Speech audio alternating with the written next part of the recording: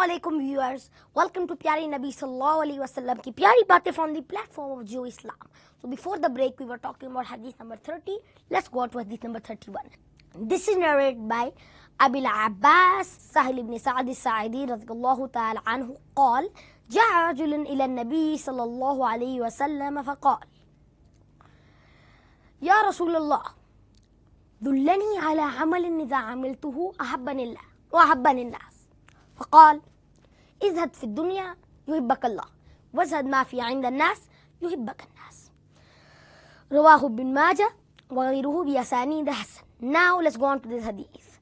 Translation. This has so many references. I've just thought to just give it as briefly as possible and to finish it as quickly as possible, because this is such a long hadith and this is such a hadith which has such a big tool in it that it will take us months to find out.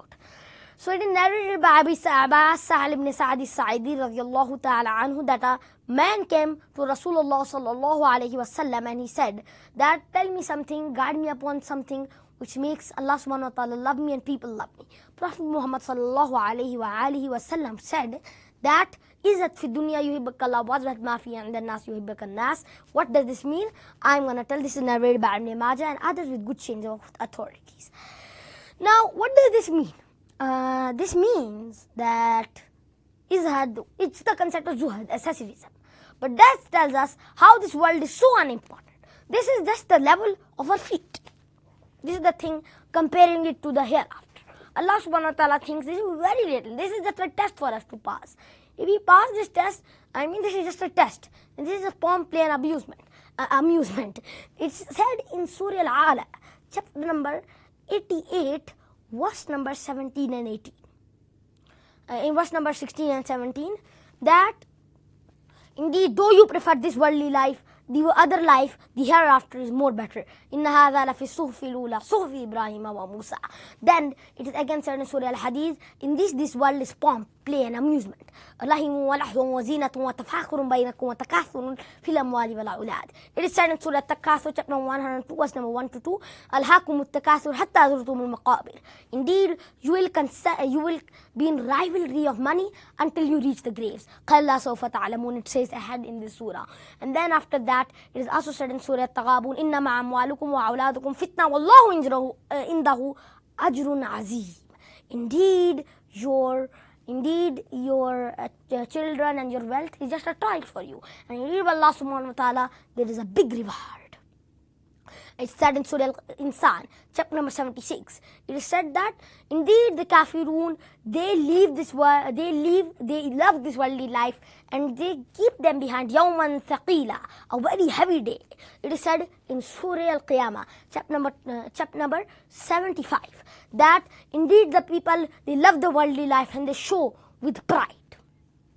So we have seen in countless surahs how the Quran mentions this is just nothing. This world is nothing. Then again, it is said in another hadith which is collected in Imam al-Nawawi's collection, that is hadith number 41, that it's narrated by it is Umar ibn Khattab radiyallahu ta'ala anhu قال أخذ رسول الله صلى الله عليه وسلم بمنكبيه فقال كن في الدنيا كأنك غريب.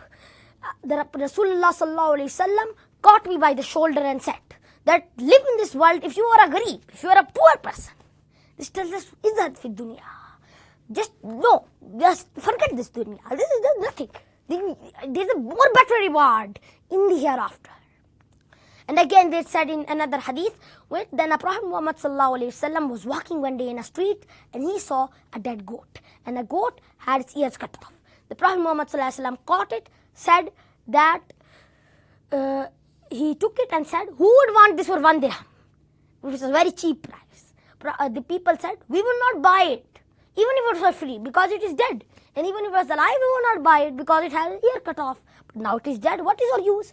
Then the Prophet Muhammad ﷺ said that Allah subhanahu wa ta'ala, this dead goat, as it is for you so unvaluable, the worldly life is as unvaluable to Allah subhanahu wa ta'ala. Look at this example. This tells us how it is. But now there's another question arising. What is the difference between asceticism and handmaids?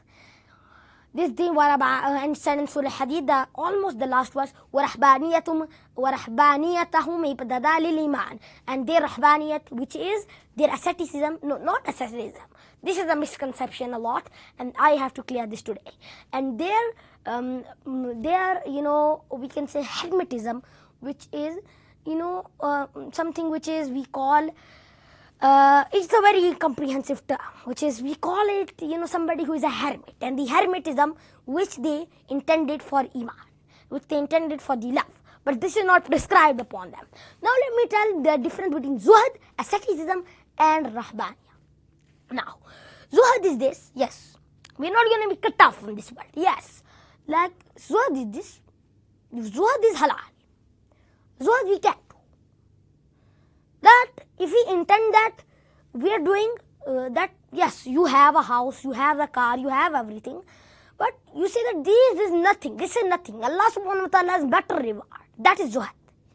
You keep this, you keep Allah subhanahu wa ta'ala reward more above than this, so that is zuhd, and we all are doing zuhd. If we do it, if we have the intention, we all are doing zuhd. I am doing zuhd, you are zuhd, we are doing zuhd. This is the concept of asceticism.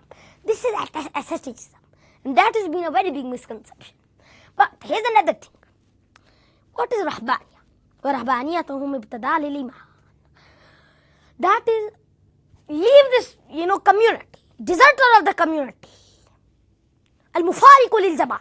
He leaves the community, goes in the forest, and just lives over there by eating the leaves and meditating every time. For example, yeah, just like that. And he's just leaving away the whole world. Just like that. And then praying to, and he thinks that this is for the love of Allah subhanahu wa ta'ala. This is one extreme. And the other extreme is living this worldly life, pomp, play and amusement. And then the same thing in Surah Insan, that they love this worldly life.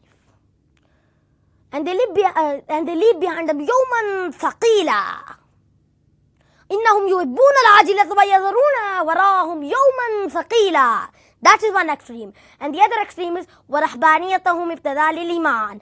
And their asceticism, no, their we can say it is a very, in their hermetism, which they made, which they intended for iman, but it is not prescribed upon them.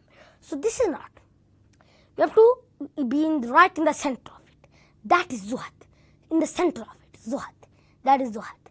You live in this world, but you live ka'annaka ghareeb.